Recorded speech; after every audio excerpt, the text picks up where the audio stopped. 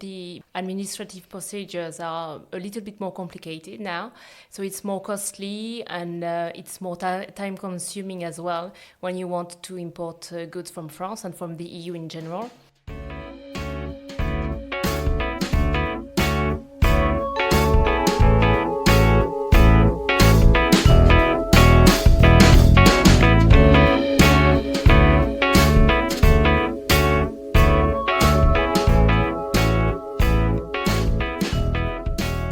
In the wake of Brexit, customs procedures and passport requirements have made it harder for Jersey to connect with its closest neighbour, France.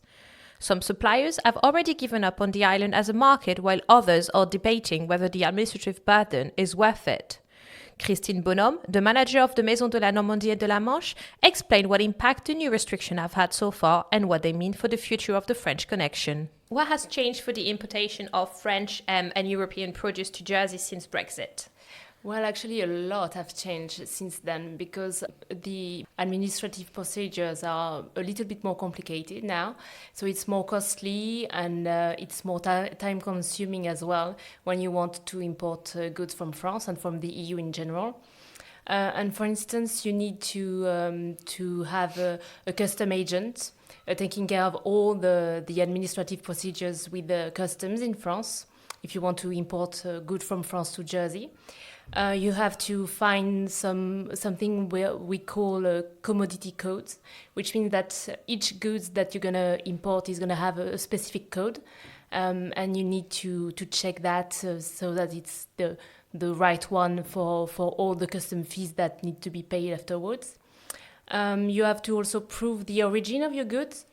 And so basically there are a lot more regulation and a lot more checks as well. So it takes a little bit longer to import goods, and basically it's also it's really time consuming when you want to do it. Does the administrative burden falls on the person who's importing the goods or on the person who's exporting them? Actually, it depends, really. But it could be a little bit of both, and depending on how you operate.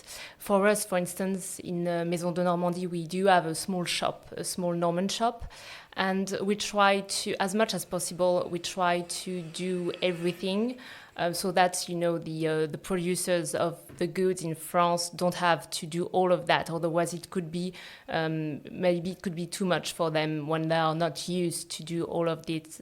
When they don't import, when they don't export regularly goods. So we try to do it, but sometimes it's like 50-50. Some of the administrative procedures has to be done by the person who produces the good, and the other part by the person who imports the good. And you mentioned that it's obviously quite time consuming. In terms of time, can you give us an idea of how long it took before and how long it takes now?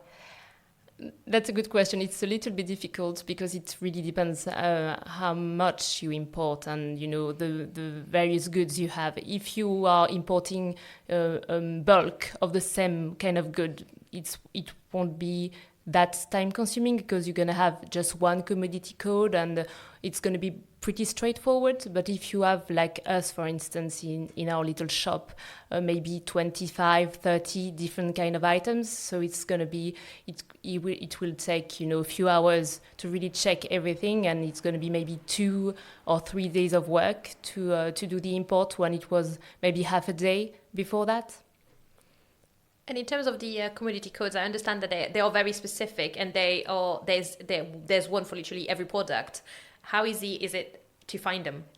Well, unfortunately, it's not really easy. It's quite complicated. You can do it. Obviously, it's doable for absolutely everybody. You can find online the catalog, I would say, of the different kind of commodity codes that exists. But as you said, they are very specific for each product. For instance, if you do have some kind of biscuits, if they are, if you have like plain butter biscuits or the same kind of biscuits but with a little bit of chocolate, you're going to have 2 different commodity codes. So it's really, really specific to the nature of the goods you are importing.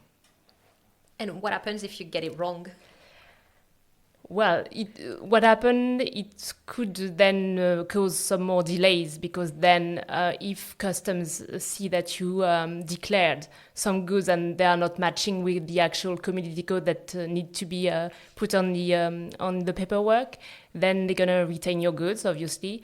And I don't know if there are going to be some fees for that, but maybe they could have also some sort of tax or fees because the declaration basically is not the right one. All of this is part of a set of restrictions that were imposed this year, but there are more to come next year. So what are those additional measures that will be introduced in 2022?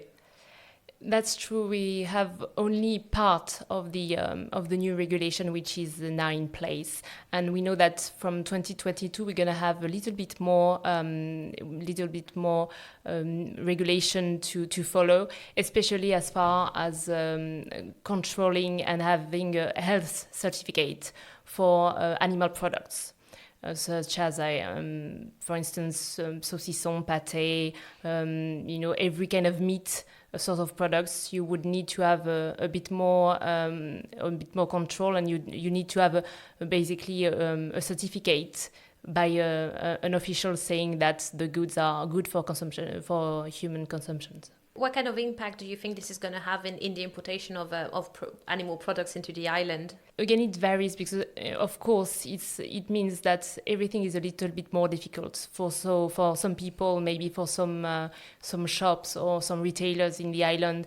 If they are not importing on a regular basis, it might be too complicated, and they won't, follow up with ordering goods, animal goods from France or from the EU. But what the biggest, I think, problem that we're going to have are going to be a little bit more delays.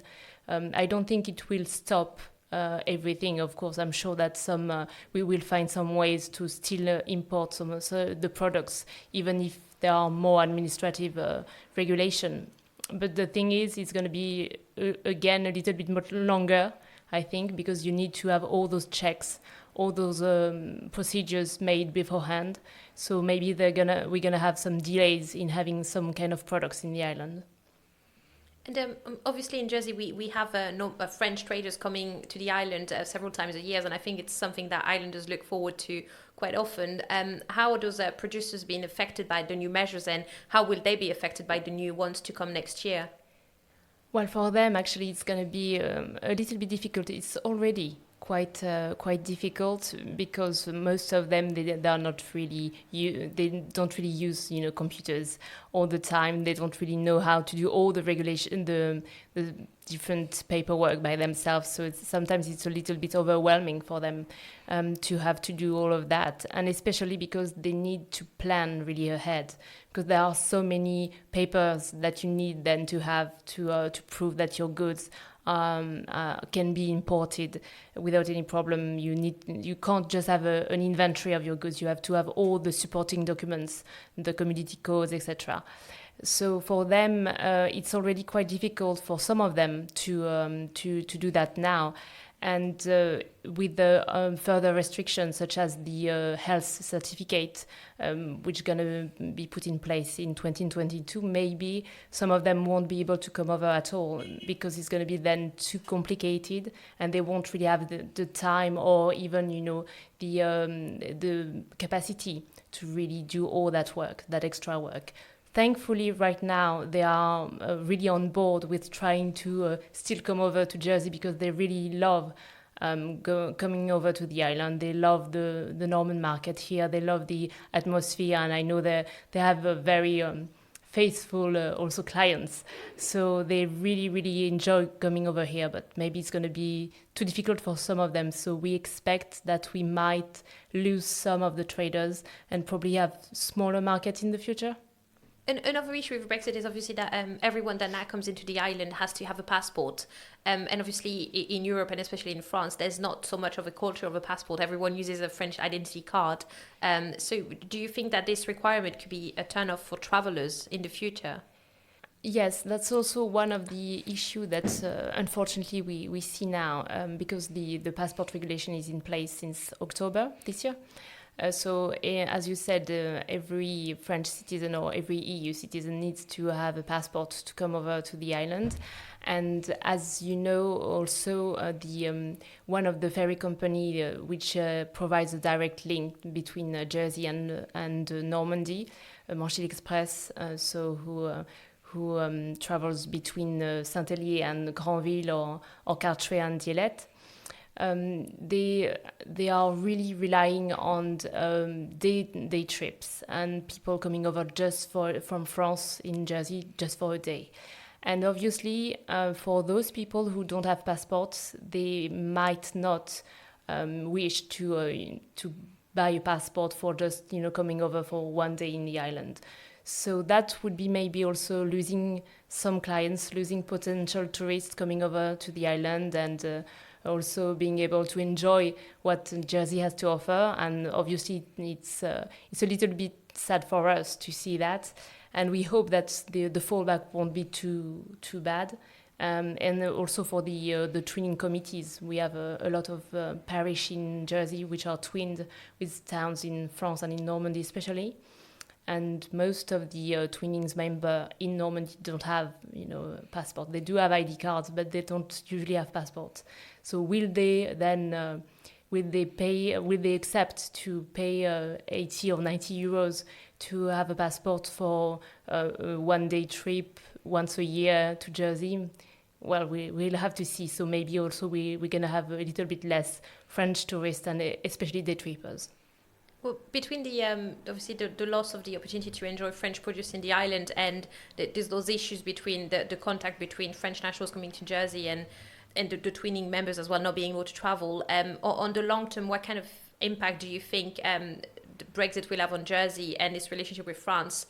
Are you concerned at all that this might move the island further away from its neighbours that we literally can see from the island?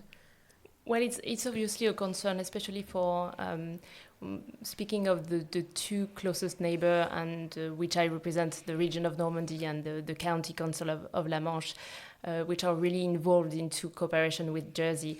There is a little bit of concern that will slow down probably a bit all the exchange that we used to have, whether it's twinnings or school exchanges, maybe businesses, obviously.